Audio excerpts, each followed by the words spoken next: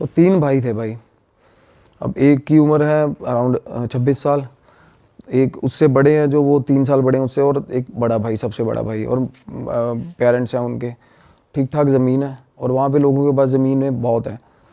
मेरा एरिया वो फाजिल का एरिया के पास की बेल्ट है सारी। तो भाई अब हुआ क्या, उन्होंने ना उनके पहले ये जो ईंटें बनाने के भट्ठे नहीं होते हैं, है ना, ब्रिक फर्नेस होती है, वो फर्नेस लगी हुई थी। फैमिली बिजनेस है, हालांकि ज़मीन अच्छी है, एग्रीकल्चर इनकम भी आती है, बट तीनों भाइयों को एडजस्ट करने के लिए ना उन्होंने भट्ठा खोल दिया, और भट्ठा घाटे में जा रहा है। तो ना वो घाटे में क्यों जा रहा है कि तीनों भाई ना थोड़ा शौकीन है भाई। तो वो सुबह लड़ाई होती है कि कौन जाएगा भट्ठे पे, पहले कौन जाएगा। वो कहता है रात, सारी रात बिठा लो वहाँ पे बचाए।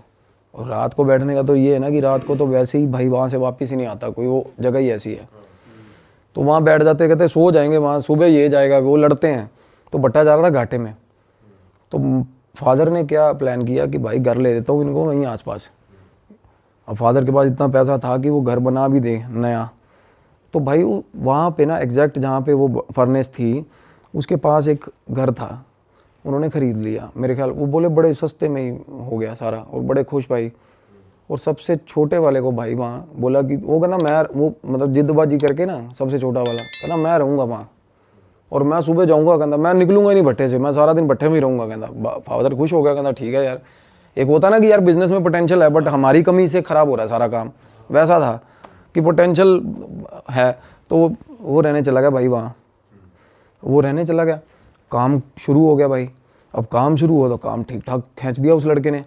तो फाइनली क्या हुआ भाई, गांव वाला घर छोड़ के सारी फैमिली उस घर में आ गई, शिफ्ट हो गई, रेस्ट ऑफ द ब्रदर्स।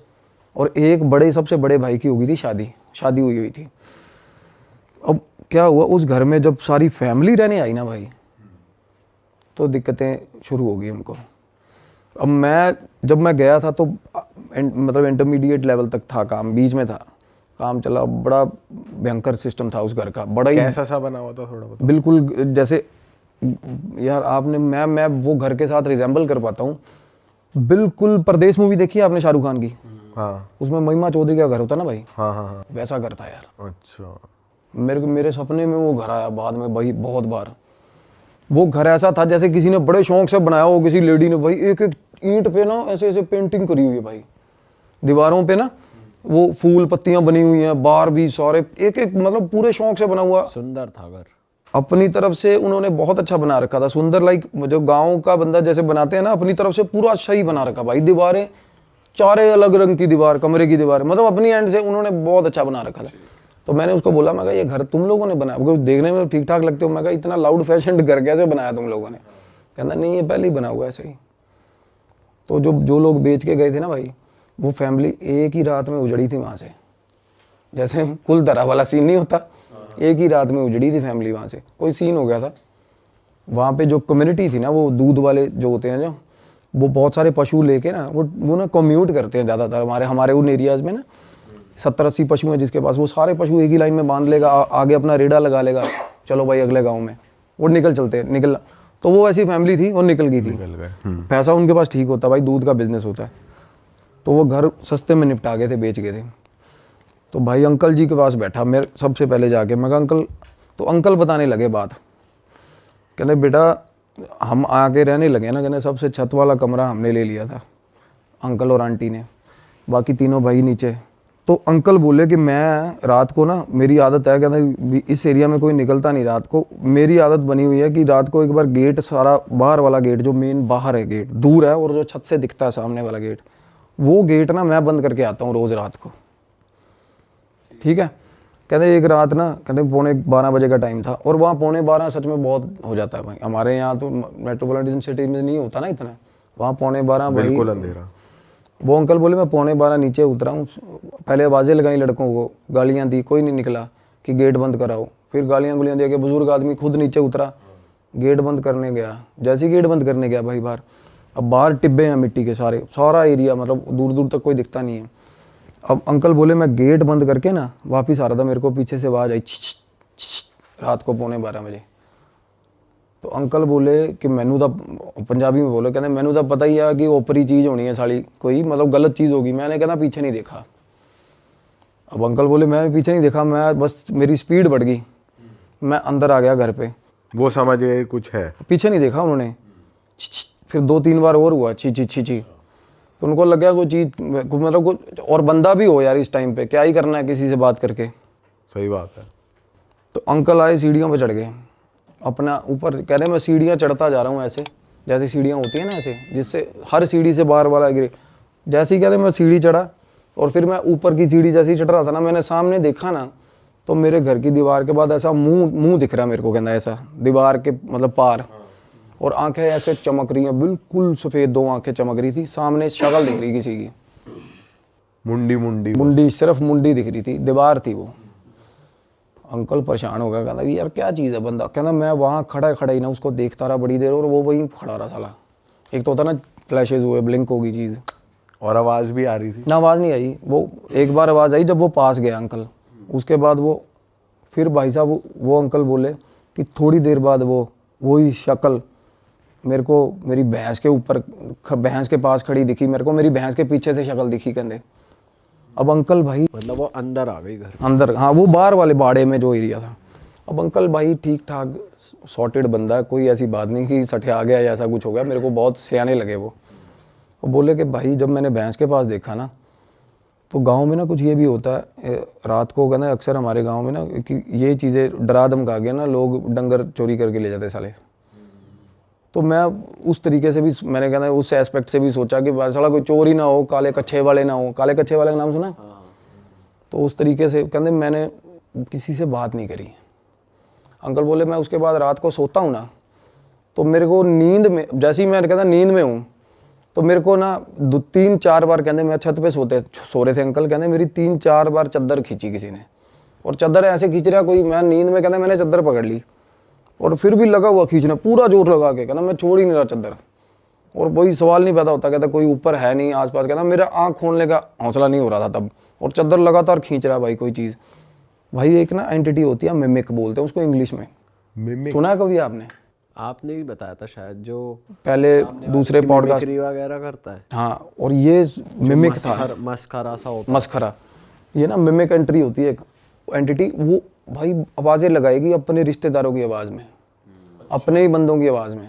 ये बहुत ज़्यादा नोटोरियस एंटिटी होती है, और ये रात को ना और बड़ी देर तक भाई साहब लगी रहती है। एक तो होता है ना भूत किसी आदमी को दिखता है ना, for the decimal of A second times में पता चल जाता है कि गलत चीज़ है, और उसके बाद बंदा भाग जाता है या कुछ भी होता है, पर ये चीज़ें ना पीछा नहीं छोड़ती बंदे का साला। कोई बंदा भाग के आ गया, जिस जगह पे आके बैठेगा वहाँ भी छेड़ेगी उसको, वहाँ आगे भी। तो अंकल बोला कि मेरे को पता चल गया कि भाई दिक्कत है, कोई चादर खींच रही है। अब उसके बाद ना तीनों लड़के नीचे अपना अपना सोते हैं भाई। अब एक लड़का उसमें से जो सबसे छोटा है, जिम्मी भाई है, वो तो बोल रहे थे नाम ले देना, कोई मसला नहीं है। अब भाई वो सोया हुआ था, उसके कान में उंगलियां बजती हैं सोए हुए के, उसी दिन जिस दिन अंकल नहीं अगले दिन, थोड़े दिन बाद।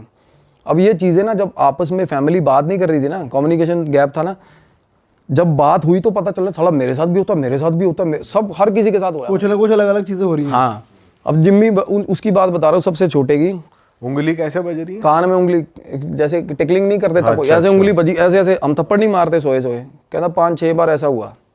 उसके बाद ना कहता मेरे गाली निकली मुंह से, तो जैसे ही गाली निकली ना आगे से आवाज आई हंसने की, कहता भाई मेरी फट गई, हंसने की आवाज आई ना, कहता मैं भाग के बाहर कमरे से शूट, मतलब कमरे से भागा दूसरे भाई के कमरे में। कहता दूसरा भाई सोया हुआ था, उसको उठाया, कहता भाई मेरे कान ने उंगला मार रहा कोई। वो बोला तू इतने पै जा नाल मेरे, मैनू भी डर लग रहा है। उसका भाई बोला अब तेनू भी डर लग रहा है? कहना हाँ यार मेरे को भी डर लग रहा है। कहना कमरे 'च कोई हैगा साला। वो कहता यार मैं तू मेरे साथ मजाक कर रहा है। बोला छोड़, दूसरा भाई बोल रहा है, और होता पता कब है भाई? At the same time.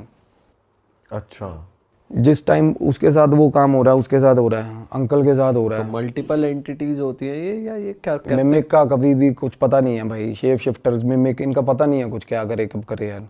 एक होता है ना प्रेत होता है ना, वो जगह से एक ही जगह फिर पर 3-4 जगह भी ऐसा है। मैं बताता हूँ ना, इसमें बहुत कुछ निकल के आएगा आगे भाई। इस घर से, इस घर में तो वो भाई बोला इस कमरे में कोई है भाई, मतलब मेरे को भी डर लग रहा है। कहना तू मेरे नाल ही सो जा। वो रात को ना बोले कि हम दोनों ना भाई सोए ही नहीं, कहना बैठे रहे।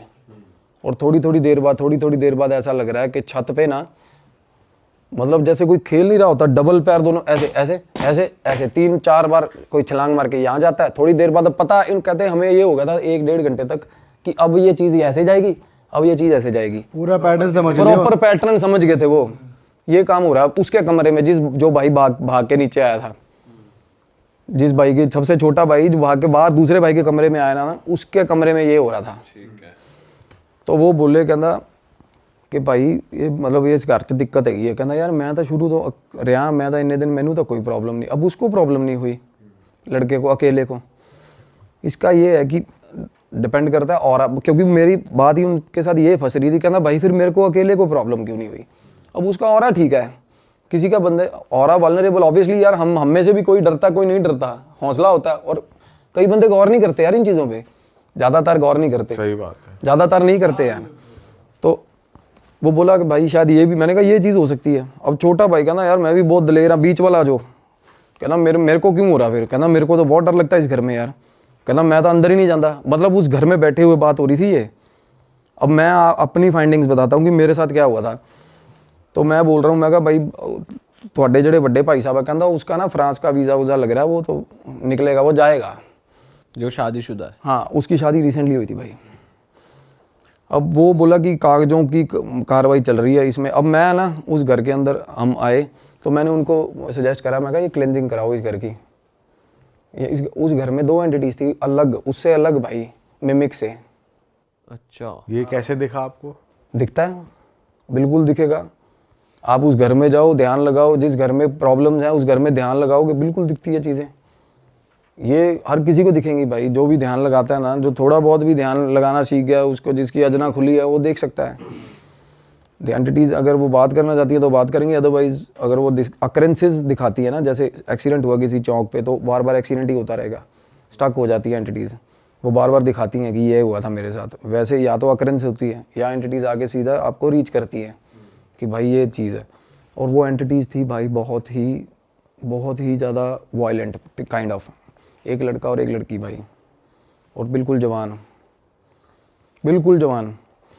तो मैंने उनको बोला क्लेंजिंग, वो कहते पापा मेरे वहम भरम च पैंदे नहीं यार, हम वहम भरम करते नहीं ऐसे, क्योंकि वो कुछ है भी, कुछ रिलीजन प्रैक्टिस भी उनकी अलग है भाई। तो मैंने कहा ठीक है भाई, तुम्हारी मर्जी ना कराओ। तो बोले हम तो पाठ रखवा देंगे। तो भाई मैं निकल गया, मैं चला गया। अब बाद में फ़ोन आता, कहते एक बार भाभी ने मिलना। अब वो जो भाभी जो फ्रांस जाने के लिए जिनकी फ़ाइल लगी हुई थी, तो मैंने कहा बात करा दो। तो भाई उन्होंने कहती भैया आप आए चले गए, कहती मेरे नू मिल के जाओ। मैं कहा वापसी तो मेरा रूट नहीं हैगा। कहती मैनू इन्होंने तो आपको, अब मैं बताती हूँ कहती मेरे साथ क्या होता है। वो बोली कि मैं सो रही थी, मेरे को ऐसा लगा कि कोई कमरे में आया। कहती ये इसका जो हस्बैंड है ना वो ज़्यादातर चंडीगढ़, यही फाइल के चक्कर में चंडीगढ़, उन दिनों में वो चंडीगढ़ था। कहती कोई आया और मेरा सर ऐसे पकड़ा, चोली में रख लिया और सिर पे ऐसे हाथ फेरने लग गया भाई, ऐसे ऐसे प्रॉपर सहलाने लग गया भाई। वो एकदम से डर गई, डर के आँख खुली, कोई नहीं। उसके बाद वो बोली कि मैं फिर ऊपर सो रही हूँ। कहती पापा जो हैं सुबह 3-3:30 बजे उठ जाते हैं, वो चले जाते हैं। तो मैं अपनी सास के साथ सो रही थी। मेरे हस्बैंड ने बोला था कि तू उनके साथ सो जा, क्योंकि भाई हस्बैंड को होगा कोई दिमाग में शक या कुछ भी होगा व्हाटसोएवर। तो कह रही सास के साथ मैं सोई हुई थी। जैसे सास के साथ, अब सास और वो सो रही है सुबह 3 बजे। अब ब्रह्म मुहूर्त टाइम होता है सुबह 4 बजे का। 3 बजे मैं बताता हूँ, हमेशा 3 बजे बहुत ज़्यादा डेंजरस होती हैं चीज़ें, पीक लिमिट तक होती है, पीक लिमिट तक। अब पता है कि हस्बैंड उठ के चला गया, ठीक है। वो साइड वाली खाट पे बहू सो रही थी, वो उठ के बेड पे आ गई सास के साथ। हस्बैंड का पता चल रहा है कि ये सीढ़ियाँ उतर गया, ये नीचे जाके स्कूटर की किक बज गई, वो चला गया। थोड़ी देर बाद भाई सास बाहर निकली, वॉशरूम बाहर है ऊपर वाली छत पे, बाहर निकली ना, कुर्ता पजामा था ना जो हस्बैंड का, बिल्कुल अकेला कुर्ता पजामा चल रहा है भाई, उसको दिखा बाहर, अब अकेले कपड़े हवा में है, मतलब बॉडी नहीं है, कपड़े चल बॉडी रहे नहीं है, बॉडी नहीं इमेजिन हो रही का सीन याद आ गया जो गायब पिक्चर में होता है, देखिए आपने गायब नहीं। movie? यही होता है, उसमें कपड़े वॉक कर रहे होते हैं, वो शरीर नहीं दिखता उसमें। और दूध लेने जा रही होती है वो उसका। हाँ, बाइक चलती है, बाइक अपने आप चलती है, बंदा नहीं तुषार दिखता। कपूर की मूवी है एक। इसमें एक, अच्छा तुषार, हाँ बहुत पुरानी मूवी है, हाँ बहुत पुरानी, जिसमें वो ऐनक वाला है, उसका गोंचू सा दिखाया इसमें। तो ये ना एक जो बीच वाला भाई था ना, उसने एक एनकाउंटर मेरे को ऐसा बताया जो मुझे बड़ा रियलिस्टिक लगा, क्योंकि एंटिटीज़ के साथ आमना सामना होता है ना जब, ये ना बिल्कुल साफ़ होती है ये चीज़, उनकी आंखें नाक बहुत पास से जब देखोगे ना तो ये बिल्कुल प्लेन होती है ये चीज़, बिल्कुल प्लेन। कई बार नाक ऐसे उभरी भी नहीं दिखता ही नहीं, इमेजिनेबल नहीं होती। कई बार बहुत ज़्यादा पास से कोई चीज़ आप देख लो ना तो बिल्कुल ऐसे साफ़ होता है प्लेन। तो बीच वाले जो वो भाई वो बता रहा है, कहना मैं जब आया हूँ ना तो ये इसकी आदत बन गई थी सास के साथ सोने की। कहना मैं अकेला नीचे सोया हुआ था, कहना मेरे साथ आके सो गई बिना शक्ल की चीज़। मैं कहा बिना शक्ल की? कहता बिल्कुल प्लेन था भाई, बिल्कुल प्लेन। और घुंघरुओं की आवाज़ सारे घर में रोज़ आती है, सीढ़ियों पे चढ़ती हुई, ऊपर से लेकर नीचे तक, चन चन चन चन चन चन चन, ऊपर से फिर नीचे तक भाई, मतलब। और उसके बाद ना अब पापा उनके बोले, कहते मैं जा रहा हूँ थोड़े दिन के लिए बाहर। फादर बाहर चला गया। उसी दिन रात को ना तीनों भाई, वो कह रहे फैमिली हम ना सारी एक ही फ्लोर पे इकट्ठे हो गए हैं, अब सारे नीचे गद्दे बिछा लेते हैं, सबके साथ कुछ ना डरे हुए हैं सबके साथ। हाँ, तो भाई वो बता रहे कि आवाज़ आया। अब जिम्मी और एक जो बीच वाला भाई है लखविंदर नाम है, लखा, पहले भाई लखे मिमिक की बात कर रहा था ना, वो बाहर वाले बाड़े के अंदर से ना आके आवाज़ आई, लखे गेट खोलो। फादर की आवाज़ बिल्कुल सेम। कहता भाई लखा उठ गया। उसने दूसरे भाई को कहना उठी यार, कहता आवाज़ आ रही है। कहता पागल हो गया, तेनों नींद चाहिए होनी है। उसने बोला, कहना नहीं यार मैंने आवाज़ आई है, लखे उठ गेट खोल। वो बात ही कर रहे थे अभी, जिम्मी जिम्मी तू खोल दे। वो जो परेशान हो अब एक साथ हाँ, अब दूसरे भाई का नाम लेके आवाज़ आई, बाप की आवाज़ में भाई। अब माँ उधर से माँ उठ गई। अब ये फैमिली सारी पास बैठी थी जब ये बातें हो रही थी भाई, सारी फैमिली पास बैठी हुई। वो बोली, माँ बोली कि तेरे, वो कहता मम्मी डैडी आ गया। कहती तेरे डैडी का आना सवाल ही नहीं पैदा होता, डैडी तेरा 5 दिन बाद आएगा। कहते गेट ना खोले, भुल के भी गेट ना खोले। भाई उन्होंने गेट नहीं खोला। अगले दिन सुबह सुबह उन्होंने फ़ोन करा कि वो बाबा बुला रहे हैं, कोई पीर था गांव में, गद्दी थी कोई। वो उसने क्या करा, वो ना बांध के चला गया घर। अब बंधन ना करवाना नहीं चाहिए भाई, अगर घर के अंदर एंटिटी हो ना, भूल के भी बंधन नहीं करवाना चाहिए। तो वो बाहर नहीं जा पाती, अंदर उद्दम मचा देती है भाई। वो एंटिटीज़ की आदत होती है, वो फेरा लेती है रात को सारी चीज़ का ना। पर यहाँ तो अंदर भी है बाहर भी है, जो कह रहा गेट खोल। बाहर से रात को आके कोई चीज़ आवाज़ें लगाती है सामने टिब्बों से। अंदर 2 लड़का लड़की है भाई घर के अंदर।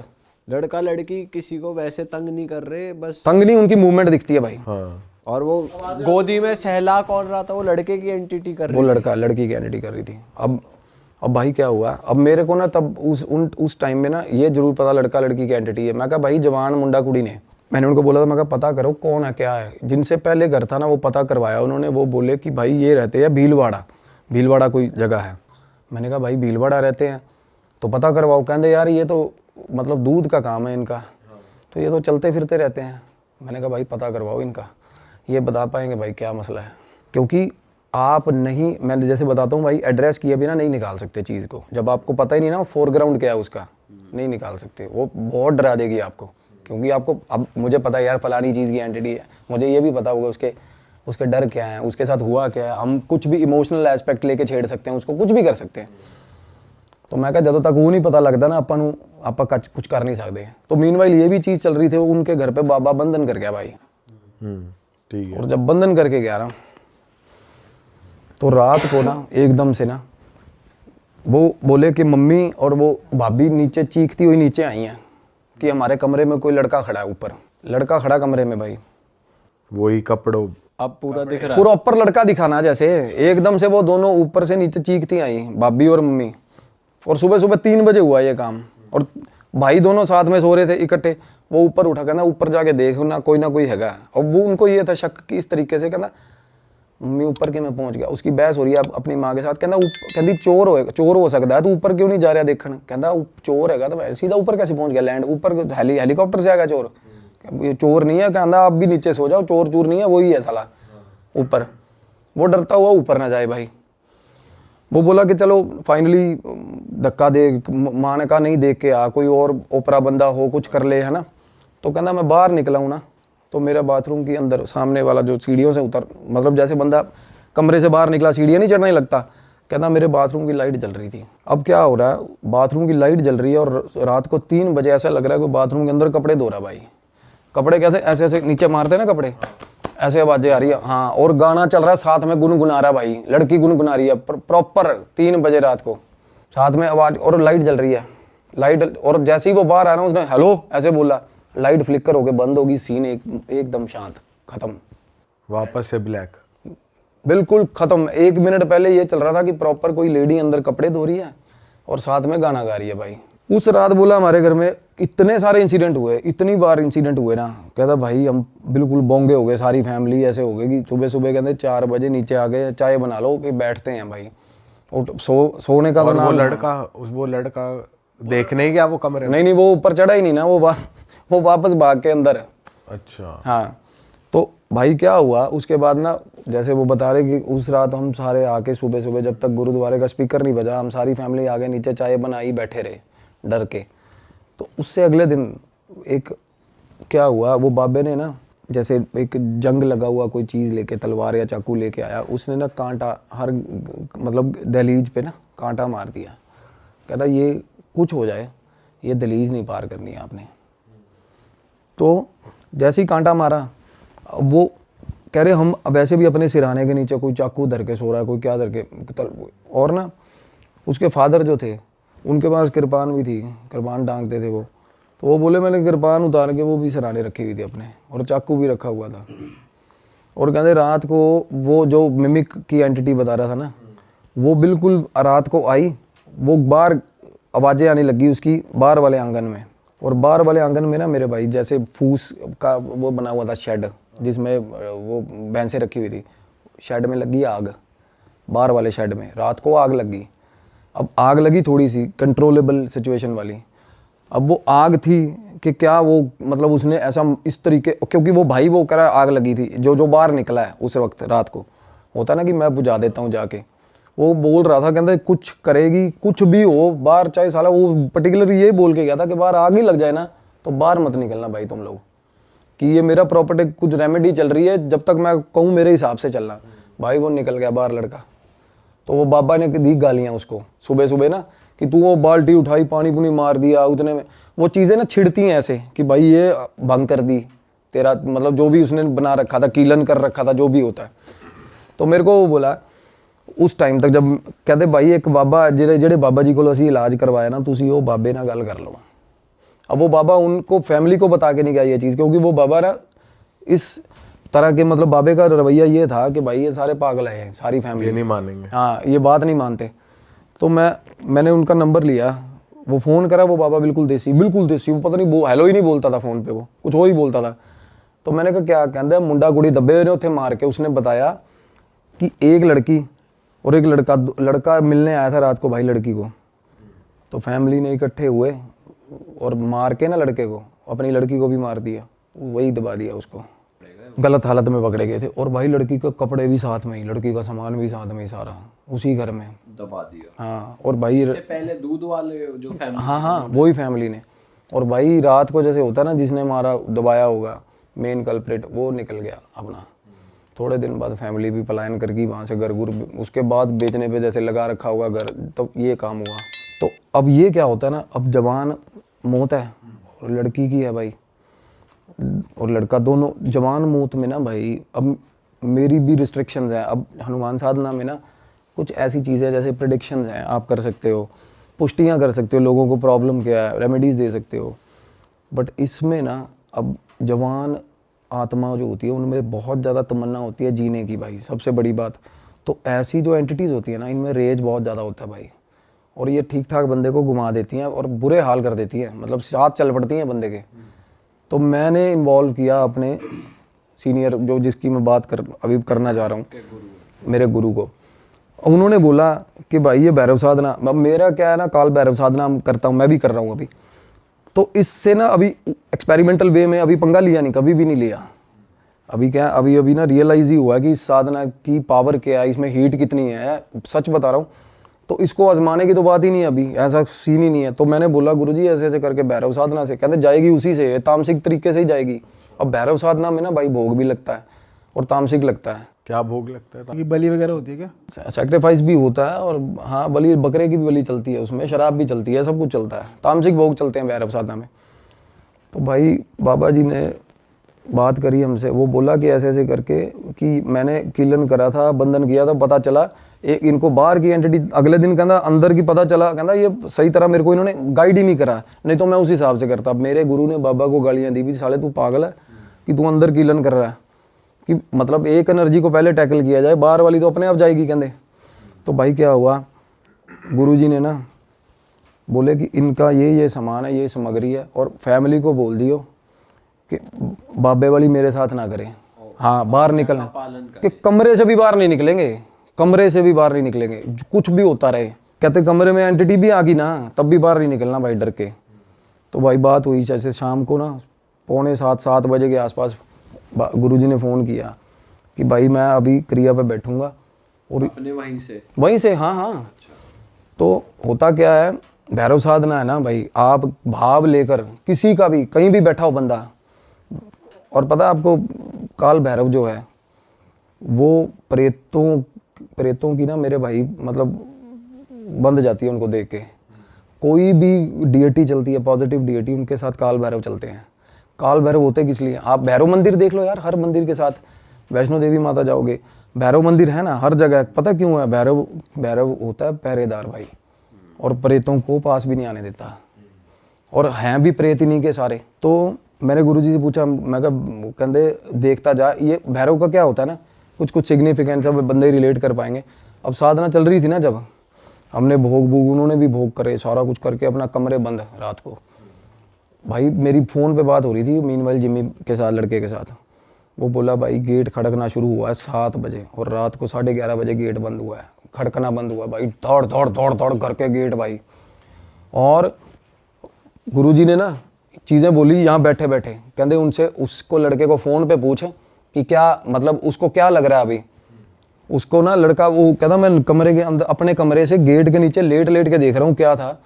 कहता श्वान भी बोल सकते हैं, शॉन भी बोल सकते हैं, डॉग होता है ना जो भैरव बाबा का, भाई साहब मैसिव काला डॉग, जो कि मैंने भी नहीं इमेजिन किया। वो लड़के ने कहता साढ़े घरे कुत्ता आया, कहता पूरे कहता 9-9:30 बजे बाहरों अंदर आया। कहता पौड़ी सीढ़ियाँ चढ़ रहा था ना जब भाई, तो पता चल रहा था कि कोई चीज़ शेर के बराबर की चीज़ अंदर घर में घुसी है भाई। और उसके बाद भाई साहब चीखें पड़ी हैं घर के अंदर, वो लड़के की और वो लड़की की आवाज़ें आई हैं, प्रॉपर आवाज़ें आई हैं। हाँ, इलाज चल रहा है उसका। इलाज क्या खा जाता है ना, वो ग्रहण कर जाते हैं भाई। वो ले गए अपने साथ का दरवेश है ना जो भैरव बाबा का, वो ग्रहण खा जाता है। वो कहता प्रॉपर आवाज़ आई है जैसे खा लिया हो किसी ने। और सुबह तक कहना, रात की बात कर रहे थे पहले बाबा जी, हमें चुल हो रही थी, बाहर निकले। कहते सुबह तक हमारी हिम्मत नहीं हुई बाहर निकलने की, कि भाई कुत्ते की नज़र हम पे पड़ गई ना, जिस हिसाब का पंजा है कुत्ते का। अब देखो उस बंदे को, अब वो फिजिकल बर्ड में तो नहीं आया ना डॉग वहाँ पे। अब उस लड़के को वो मतलब ये रियलाइजेशन हुआ कि सीढ़ियों में से डॉग चढ़ के ऊपर गया। और डॉग भी कोई आम डॉग, आप इमेजिन करोगे वो काल भैरव का जो उनकी सवारी है वो किस लेवल की, किस तरीके की होती होगी। तो वहाँ पे एक हवेली है और वो काफ़ी ज़्यादा पहुँचे हुए लोग थे। 16-17 लोगों का एक परिवार रहता था। उनका उन्होंने किस्सा मेरे साथ शेयर किया था। तो था क्या कि वहाँ पे एक वो फैमिली में ना जॉइंट फैमिली थी वो बेसिकली। तो उनके दादा-दादी, उनके 3 लड़के, उनकी बहुएँ और उनके बच्चे, इस तरीके से था। तो काफ़ी साल हो गए थे वो लोग वहीं पे रहते थे। अब हुआ क्या कि क्योंकि उनके बच्चों के भी बच्चे हो गए थे और गाँव में उतनी ज़्यादा एजुकेशन की फैसिलिटी नहीं थी। तो उन्होंने सोचा कि ठीक है, अब हम एक काम करते हैं, शहर शिफ्ट हो जाते हैं। शहर में जाके हमें थोड़ा अच्छा एजुकेशन का बच्चों के लिए स्कोप मिल जाएगा। तो इन्होंने क्या किया, अब इतनी बड़ी हवेली है तो उसको छोड़ भी नहीं सकते। तो इन्होंने सोचा कि हम एक काम करते हैं, शहर में शिफ्ट हो जाते हैं। साइड बाय साइड हवेली के लिए भी हम कुछ देख लेंगे कि हवेली की भी देख-रेख होती रहे या केयरटेकर रख लेंगे। तो ये लोग क्या करते हैं, मुंबई शिफ्ट हो जाते हैं। अब मुंबई तो शिफ्ट हो जाते हैं, अब इनके दिमाग में यही था कि हवेली का क्या करना है। तब जो दादा-दादी हैं वो बोलते हैं कि हवेली यूज़ में आती रहेगी, तो हम एक काम करते हैं, हम जितने भी वहाँ के जो ज़मींदार वगैरह जितने भी लोग हैं उनको बोलते हैं कि आपका कोई भी फंक्शन होगा, शादी-ब्याह कुछ भी ऐसा बड़ा फंक्शन होगा, तो आप हमारी हवेली ले सकते हो, मतलब आप हमारी हवेली में करते रहना। तो इसके हिसाब से उनकी हवेली भी यूज़ होती रहेगी, ये सब चीज़ें ऐसी रही। तो इन्होंने ऐसी खबर वहाँ पे पहुँचा दी। तो अब वहाँ पे क्या हुआ, स्टार्ट होनी शुरू हो गई, जितने भी लोगों की शादी-ब्याह इस तरीके की चीज़ें होती थी, वहाँ पे उन्होंने करनी शुरू कर दी। अब देखते हैं कि कुछ टाइम बीतता है, 4-5 महीने बीतते हैं, लोग आए दिन कोई ना कोई, किसी की शादी हो रही है, कभी किसी के अलग-अलग सेलिब्रेशंस हो रहे हैं, बच्चों के सेलिब्रेशंस हो रहे हैं। अब उनके पास एक न्यूज़ पहुँचती है कि अभी जो रिसेंटली शादी हुई थी, वहाँ हवेली में जिसका फंक्शन था, जो मेन ऑर्गेनाइज़र था, सिलेंडर फटा था और वो जो मेन ऑर्गेनाइज़र था, वो ऑन द स्पॉट मर गया था। इनको ये न्यूज़ पता चली। तो इन्होंने क्या किया, वही उसको जो सहानुभूति वगैरह और थोड़ा बहुत अपनी तरफ से कंपनसेशन भी दे दिया था कि हमारी प्रॉपर्टी में ऐसा हुआ है, तो ऐसा-ऐसा करा। अब क्या हुआ, इन्होंने वो चीज़ जारी होती गई, ठीक है? तो अब क्या हुआ, जैसे ही कुछ टाइम बीता, 1-2 महीने और बीते, अब वहाँ पे उन्होंने नोटिस किया कि जो भी मेन लोग होते थे, जिनका भी जो मेन ऑर्गेनाइज़ करवाते थे, उनके साथ हादसे होते थे, बाकी के लोगों को कुछ नहीं होता था। तो एक बार ऐसा इंसिडेंट, जो साधक थे उन्होंने मेरे को ये भी बताया था कि एक इंसान वहाँ पे और था जिसकी इलेक्ट्रिक शॉक से मौत हो गई थी। ये सिलेंडर वाले केस के बाद हुआ। बाद में हुआ था और हो सिर्फ़ उन्हीं के साथ रहा था जो कि मेन ओनर्स थे, जो कि वहाँ पे ऑर्गेनाइज़ करवाते थे। और कुछ टाइम ऐसा भी होता था कि जैसे किसी के साथ जैसे डेथ नहीं हुई तो किसी का एक्सीडेंट हो गया। वहाँ से फंक्शन खत्म करते वक़्त जैसे वो वापस लौट रहे थे तब एक्सीडेंट हो गया। तो ये चीज़ें जो हो रही थी ये सिर्फ़ मेन लोगों के साथ हो रही थी। अब इन्हें पता चलती है और इन्हें कहीं न कहीं ये चीज़ अजीब भी लगती है कि बाकी लोगों को कुछ नहीं होता और सिर्फ़ इन्हें होता है। तो सादिक ने भी जब ये बात सुनी थी, इनको भी थोड़ा अजीब-सा लगा था। तो अब क्या हुआ था कि जो चीज़ें इधर हो रही थी, कुछ न कुछ इसके जो इम्पैक्ट्स थे वो इनकी फैमिली पे भी पड़ने लग गए मुंबई थे, में। मुंबई में। हुआ क्या कि जो इनका जो बड़ा बेटा था और उसकी जो बेटी थी, वो 6-7 साल की रही होगी लगभग। इसकी बेटी की ना धीरे-धीरे तबीयत खराब होती चली गई। तब इसकी बेटी, जो सादक बताए थे ना, उन्होंने मेरे को बाकायदा फ़ोटो दिखाए थे। तो वो लड़की के ना हाथ-पैरों पे ना वो इतना ज़ोर से काटती थी, उसके बाकायदा मेरे को उन्होंने फ़ोटो शेयर करे थे। अपने आप को बहुत ज़ोर-ज़ोर से उसने काटना शुरू कर दिया, उसकी पूरी बॉडी पे उसके काटने के निशान थे। अच्छा, वो खुद ही काटती खुद ही काटती थी और बहुत एग्रेसिव तरीके से काटती थी अपने आप को। तो शुरू में तो किसी को समझ नहीं आता था, शुरू में ये डॉक्टर्स को दिखाते थे, क्योंकि वो शहर के डॉक्टर्स थे, तो डॉक्टर्स ये कहते थे कि हो सकता है बच्चे को आप ज़्यादा स्क्रीन दे रहे हो या बच्चे को आप ज़्यादा शुगर दे रहे हो। ये चीज़ें हो सकती है जो बच्चे को अंदर से स्पाइक करती हैं और बच्चा ओवर ये सब चीज़ें कर रहा है। ऐसे-ऐसे करा, 2-3 महीने बच्ची को उन्होंने अपने ट्रीटमेंट्स पे रखा, दवाई देना, थोड़ा ज़्यादा सुलाना, बट कोई फ़र्क नहीं पड़ा था। एक चीज़ और बताई थी साधक ने ये कि जैसे ही वो बच्ची रात को उठती थी ना, तो वो अपने बालों को नोचती थी और मैं आपको फ़ोटो शेयर करूँगी। वो फ़ोटो में ऐसा है कि उस बच्ची के सर पे किसी-किसी जगह पे बाल नहीं है। वो अपने बालों को नोचती थी, पूरा जड़ से खींच लेती थी। इतना तेज। हाँ, इतना तेज़। तो मैं आपको इसकी फ़ोटो शेयर कर दूँगी बाद में। तो उसके सर पे ना बहुत सारी जगह पे बाल नहीं थे, वो अपने आप को खींचती थी। एक चीज़ उसके साथ और शुरू हो गई थी, घर में जितने कीड़े-मकोड़े थे, जैसे अगर उसे कहीं कॉकरोच दिख गया या उसे कहीं चूहा दिख गया, तो वो उनको पकड़ लेती थी और मतलब खाने की कोशिश करती थी। अब ये सब जब चीज़ें हो रही थी, तब उसके दादा-दादी कहीं न कहीं ये चीज़ समझ रहे थे कि ये वाली चीज़ें भी नॉर्मल नहीं है। इसके साथ ही साथ उसके पापा की भी धीरे-धीरे करके तबीयत खराब होती गई। अब वहाँ पे जितने भी जो शादी-ब्याह, अब क्योंकि इतने ज़्यादा वहाँ पे लोग आते नहीं थे, क्योंकि सबको पता चल गया था कि कुछ ना कुछ इनके साथ चीज़ें होती जा रही हैं। तो इन्होंने क्या करा कि कुछ टाइम के लिए तो बुकिंग्स बंद कर दिया था कि आप एक काम करो, अभी कुछ मत करो।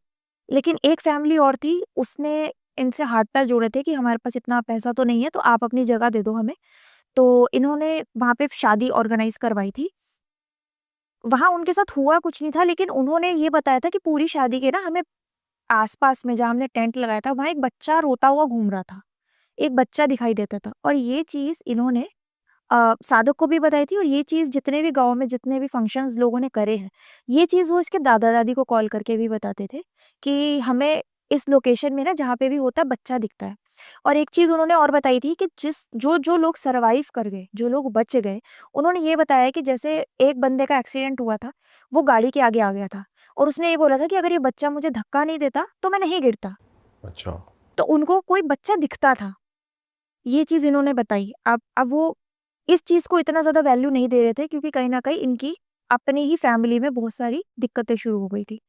अब धीरे-धीरे करके इन्होंने देखा कि इनको ना फाइनेंशियली भी बहुत ज़्यादा दिक्कत शुरू हो गई, क्योंकि कहीं न कहीं एक इनकम सोर्स जो इनका था हवेली वाला, वो इनका बंद हो गया था और शहर में इतनी ज़्यादा कमाई नहीं थी। एक लिमिटेड ही जो ये जॉब करते थे इनके बेटे-वेटे, एक लिमिटेड सैलरी थी। अब इसके पापा की जो थी ना तबीयत खराब में होता क्या था, इसके पापा को ना अचानक से साँस चढ़ जाती थी। साँस चढ़ जाती थी। एक बार इन्होंने इंसिडेंट बताया था, एक वीडियो भी था, सादिक ने मेरे को दिखाया था कि इसके पापा को ना उसकी वाइफ़ बना रही थी वीडियो। उसके पापा ना बैठे-बैठे बहुत तेज़ उसको साँस चढ़नी शुरू हो गई। अब इतनी ज़्यादा वो सांस मतलब ऐसे हो गया था ना कि जितने भी फैमिली के लोग थे ना, उन्होंने हाथ-पैर मलने शुरू कर दिए, पीठ मलनी शुरू कर दी। बट उनको ना बहुत ज़्यादा अजीब तरीके से वो एकदम ऐसा हो रहा था कि उनको सांस नहीं आ रही, बहुत रेस्टलेसनेस हो रही थी। तब ये उनको हॉस्पिटल लेके गए थे और हॉस्पिटल में देखा था, चेकअप-वेकअप किया था। कोरोना का टाइम चल रहा था उस टाइम पे।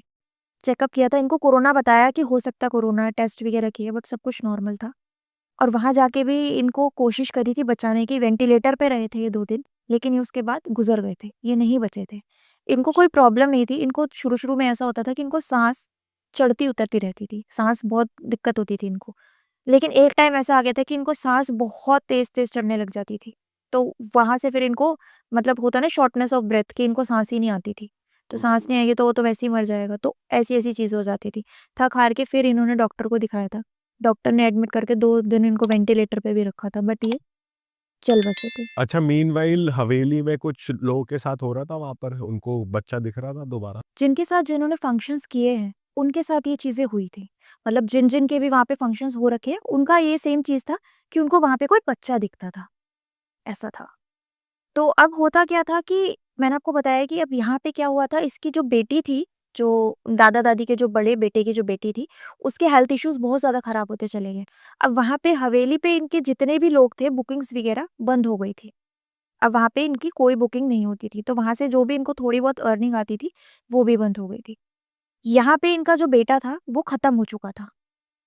तो अब यहाँ से इनको धीरे-धीरे करके ये चीज़ें समझ आने लगी कि कुछ ना कुछ गड़बड़ है और अब हमें इस पॉइंट पे दिखा लेना चाहिए, इससे पहले कि कुछ और ज़्यादा नुकसान हो। तो इन्होंने क्या किया, एक सोखा को बुलाया था। सोखा जैसे हमारे में भगत बोलते हैं, गाँव में किसी-किसी जगह पे सोखा बोला जाता है इस चीज़ को। तो इन्होंने एक सोखा को बुलाया, तो वो सोखा आए और सोखा ने जितने भी लोग थे उन सबको बुलाया, देखा और अपना जो भी इन्होंने करा और कह के बोल के गए थे कि तुम्हारे घर के जो ऊत-पित्र हैं, वो नाराज़ है। तो जिसकी वजह से ये सब चीज़ें तुम्हें इफ़ेक्ट कर रही है। ऐसा नहीं है तुम पे किसी ने क्रिया करी है या कोई काला जादू की है, वो ऊत-पितरों की वजह से ये सब चीज़ें हो रही हैं। तो अमावस को पितरों का जो भी पिंडदान होता है वो करवाते हैं, अमावस की तिथि को ये इनके पितरों को पुजवाते हैं और बोलते हैं कि अब तुम्हें ये मैंने तुम्हारा जो सॉल्यूशन है ये कर दिया है, अब तुम्हें आराम मिलेगा लेकिन अपने पितरों का टाइम टू टाइम ये सब चीज़ें तुम करते रहना। ऐसा बोल के वो चले जाते हैं। 1 महीना बीतता है लेकिन वो चीज़ें जो हो रही थी, वो होती रहती है। उल्टा अब कुछ चीज़ें और ज़्यादा खराब हो जाती है। अब इनके घर में नॉर्मल जो घर में झगड़े होते हैं ना, वो सब चीज़ें भी होनी शुरू हो गई थी। जो 3 भाई आराम से रहते थे, अब उसमें से 1 तो खत्म हो गए थे और बाकी के 2 भाइयों ने फैसला करा था कि अब हम अलग हो जाएँगे, हम एक घर में नहीं रह सकते। तो ऐसा करके धीरे-धीरे करके इनका परिवार भी टूटता चला गया। इसके दादा-दादी कहीं न कहीं स्ट्रेस में थे और इसके दादा-दादी समझ रहे थे कि कोई ऐसी चीज़ है जो हमें परेशान कर रही है और ये जो सोखा आए थे, ये नहीं करवा पाए उस चीज़ को सही। ऐसे ही इन्होंने मुंबई में एक पंडित से भी बात करी थी। वो पंडित से जब ये पूछते हैं, वो पंडित भी इनको बताते हैं, कुछ रेमेडीज़ बताते हैं कि आपका ये खराब है, वो खराब है। इस तरीके से 4-5 ग्रह बता देते हैं खराब है आपके परिवार के। आप ये रेमेडीज़ करो, आपको सही हो जाएगा सब। बट उसके बाद भी ये चीज़ें नहीं होती क्योंकि ये जो चीज़ें थी, कोई ग्रह वगैरह से खराब नहीं थी, इसका पीछे जो रीज़न था वो कुछ और ही था। उसके बाद में इन्हें किसी ने बताया था, जिन सोखा की मैं बात कर रही हूँ, जो भगत है, जो मेरे नोन में है, उसके बारे में उनके बारे में इनको बताया था किसी ने कि आप एक बार इनसे बात करो। अब अच्छा। इनकी दिक्कत ये थी कि ये जाते नहीं थे, किसी जगह पे ट्रैवल नहीं करते थे। बहुत रेयर अगर कोई केस ऐसा है जाने वाला लग रहा है तो ये जाते थे, नहीं तो इनकी जगह पे इनके शिष्य जाते थे। तो इनको जब बात की गई, इनसे बात की गई, इनके पास ना काली माँ की सिद्धियाँ हैं। तो मैंने आपको स्टार्टिंग में भी बताया था कि कुछ भगत से थोड़ा ऊपर लेवल पे इनकी जो सिद्धियाँ हैं वो है, काम करती हैं। तो ये जब उनके घर गए थे, घर में पूछा, तो बताया कि जो दादा-दादी थे उनको बैठाया और पूरे परिवार को बोला कि आप एक बार पूरे परिवार को मेरे से मिलवा दो, मैं जानना चाहता हूँ कुछ चीज़ें।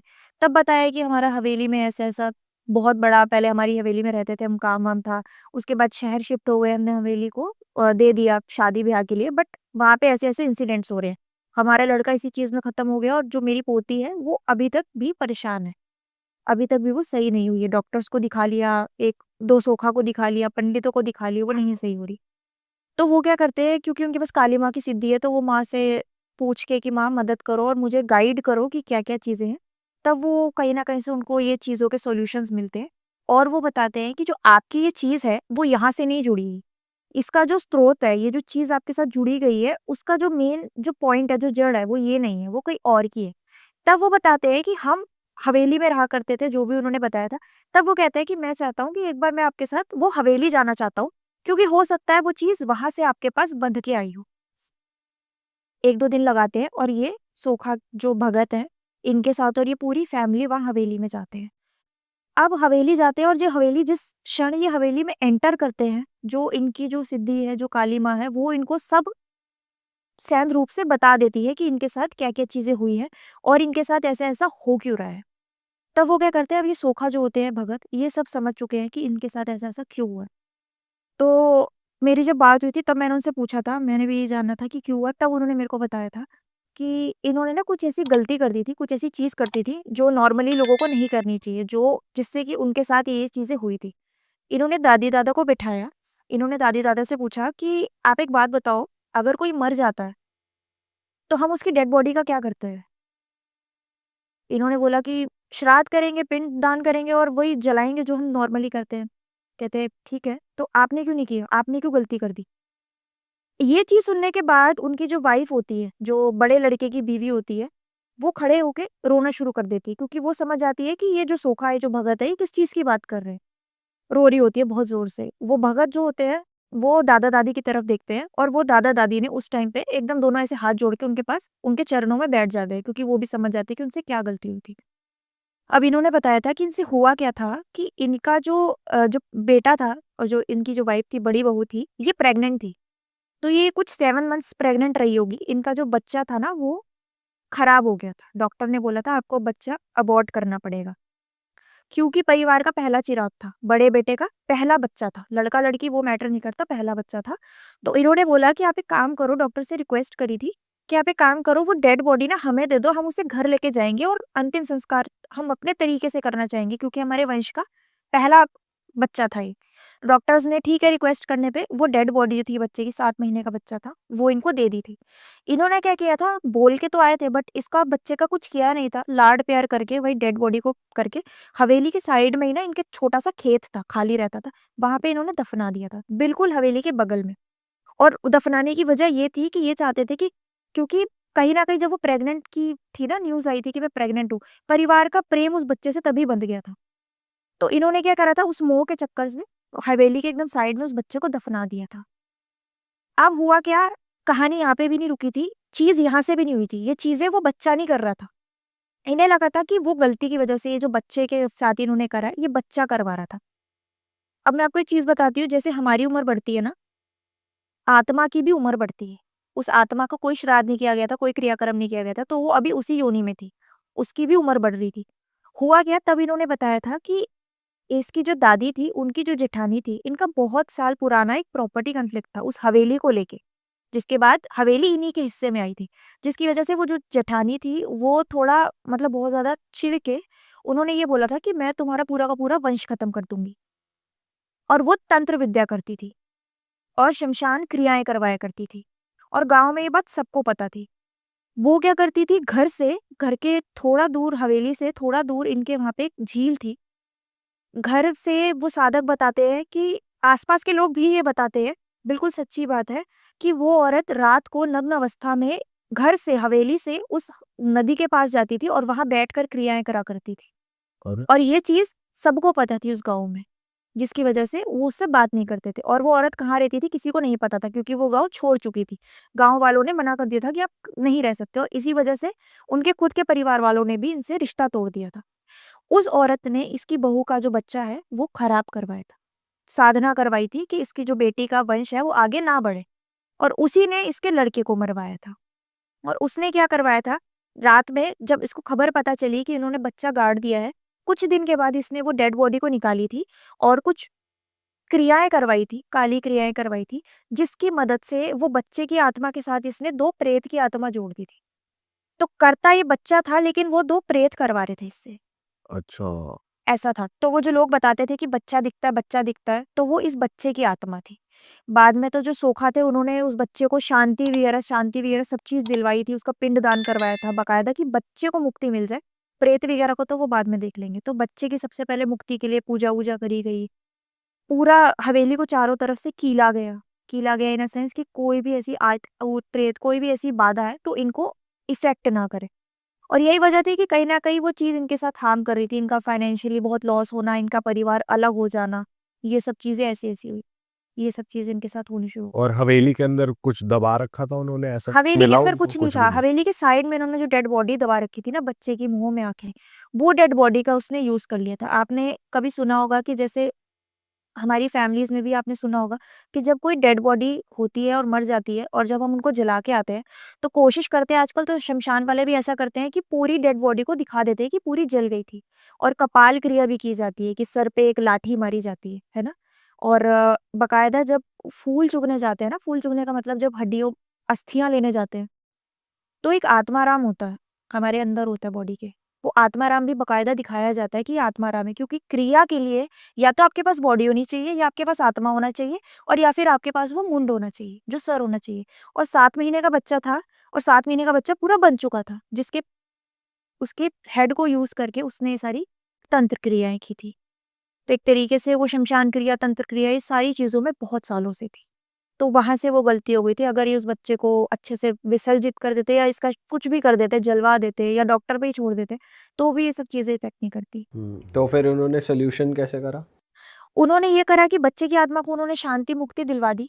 बाद में जो 2 छोड़ रखे थे, प्रेत बंधन कर दिए क्योंकि काली माँ के साधक है तो वो सब चीज़ें करना इनके लिए बाएँ हाथ का खेल था। और पूरे हवेली को इन्होंने कील दिया था, कोनों-कोनों में कील कर दिया था और अपने कुछ मंत्र से वहाँ पे 1-2 जगह पे धागे बाँध दिए थे काली माँ के मंत्र करके कि अब आपकी जो हवेली है वो प्रोटेक्शन में है, तो आपको अब डरने की ज़रूरत नहीं है क्योंकि कोई बाहर की जो कोई भी अला-बला आएगी वो चीज़ नहीं करनी थी। और एक चीज़ और थी जो पितृ जो इनका पहले जो इन्होंने पंडित को बुलाया था और सूखा को बुलाया था, उन्होंने इनको कुछ पितरों की रेमेडी भी बताई थी। तो जिससे अब ये हुआ था कि इन्होंने अपने धीरे-धीरे करके पितृ भी स्ट्रॉन्ग कर लिए थे, जो इनके पूर्वज थे। तो अब इनसे ये केस कि अगर फ्यूचर में इनके पास कुछ चीज़ आती, तो इनके पितृ इनके लिए आगे खड़े रहेंगे। तो ये चीज़ अभी भी है, मैंने उनसे पूछा भी था, जो सोखा थे उन्होंने बताया था जो भगत है, उन्होंने मेरे को फ़ोटो वीडियोज़ दिखाए थे तो मेरे को भी पहले तो बिलीव नहीं हुआ था क्योंकि आज के टाइम पे भी ऐसी चीज़ें होती है कि नहीं होती।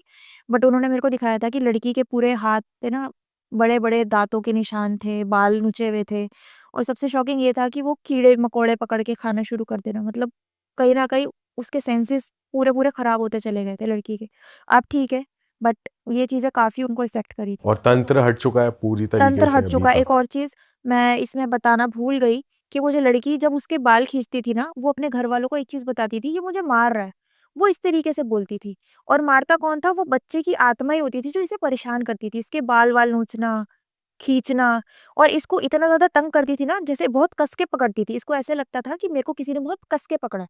छोटी थी, छुड़ा नहीं पाती थी, इसीलिए काटती थी खुद को। अच्छा, ओके। ऐसा होता था। तो इसीलिए वो अपने आप को काटती थी, हाथ पकड़ लिया, पैर पकड़ लिया, वो आत्मा बच्चे की आत्मा इसको पकड़ती थी। तो जब अपने आप को नहीं छुड़ा पाती थी, ज़ोर-ज़ोर से काटती थी कि मुझे छुड़ा तो दे कम से कम। और उनका क्या हुआ जो लेडी तंत्र करती थी? वो तो ख़ैर गाँव में नहीं रहती, वो कहाँ है नहीं पता किसी को। सिर्फ़ अपने परिवार से बदला लेने के लिए आई थी वो। गाँव वालों ने उनको उसको निकाल दिया था। गाँव वालों को पता थी ये चीज़ करती है, तो गाँव वालों ने उसको निकाल दिया था। यही वजह थी कि इनका प्रॉपर्टी का भी जो कॉन्फ्लिक्ट हुआ था, इसको अपने साथ नहीं रखना चाहते थे। हस्बैंड उनके मर चुके थे, जो इनके जेठ थे, दादी के जो जेठ थे, वो मर चुके थे। तो ये क्रिया-व्रिया करती थी, तो मना कर दिया था कि नहीं रख सकते, फैमिली पे ये सब चीज़ें आएँगी। तो ऐसा हुआ था उनके साथ। ओके, इंटरेस्टिंग है यार।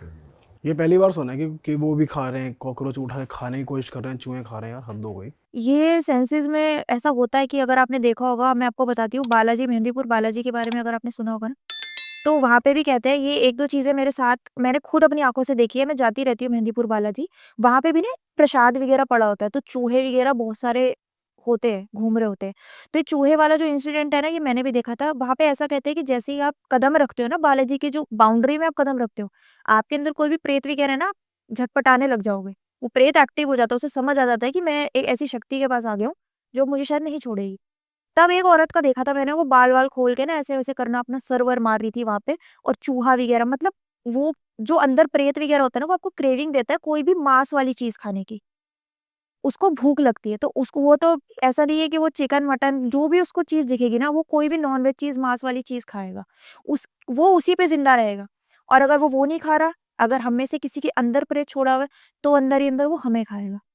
हमें बीमार करेगा, हमारा खून खाएगा, हमारी त्वचा खाएगा, ये सब चीज़ें करता है। वो उस तरीके से सर्वाइव करते हैं। वेट लॉस भी होता है लोगों का। वेट लॉस भी होता है। खाना खा रहे हैं, लोग कितनी बार आपने देखा होगा 50 का आदमी 30 पे आ गया, खाना खा रहे हैं, खाना छोड़ देना। तो वो इंसान को खाना शुरू करते हैं। उनका जो सोर्स ऑफ जीने का जो तरीका है आत्मा का वो ये है कि अगर तो वो या तो नॉन-वेज वाली चीज़ों पे ज़िंदा रहेगा या वो जिस पे है उसी को खाना शुरू कर अरे वाह, आपने ये वीडियो यहाँ तक देख ली भाई, तुमने हमारी मेहनत सफल कर दिया। तुम ही लोग हो असली रियल हिट। और अगर आपको बहुत मज़ा आ रहा है ऐसी क्लिप्स में, ऐसी वीडियोस में, तो फटाफट जाइए प्लेलिस्ट पे बिंज वॉच कीजिए और सारी वीडियोस देख डालो और मौज काटो। That is it. हम मिलेंगे नए पॉडकास्ट में, नए क्लिप में। Till then bye bye, see you, take care, do subscribe.